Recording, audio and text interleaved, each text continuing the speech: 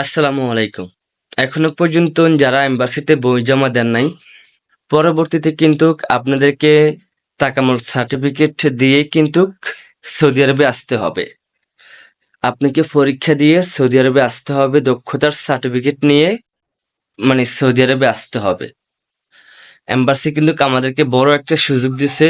এখনো পর্যন্ত যারা এম্বাসিতে বই জমা দেন নাই, যেসব এজেন্সি তাড়াতাড়ি জমা দিয়ে দেন, কারণ এম্বাসি কিন্তু যে কোনো সময় নতুন আপডেট নিয়ে আসবে।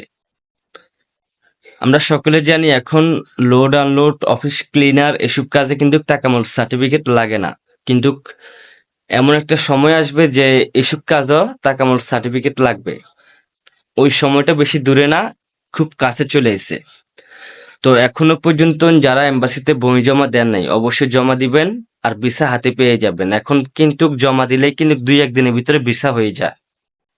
আপনারা সবাই জানেন আমার বড় ভাইয়ের মানে আমার এলাকার এক বড় ভাইয়ের আগামীকালকে কিন্তু ওনার সরি গতকালকে ওনার ভিসাটা অলরেডি অনলাইনে চলে এসেছে।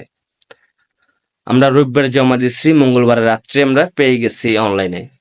তো অবশ্যই দেখতেই পারছেন, আমি ভিডিও দিচ্ছি অলরেডি। তো এখনো পর্যন্ত যারা জমা দেন নাই, খুব শীঘ্রই জমা দিয়ে দেন, তাহলে কিন্তু পরবর্তীতে বিপদে পড়বেন।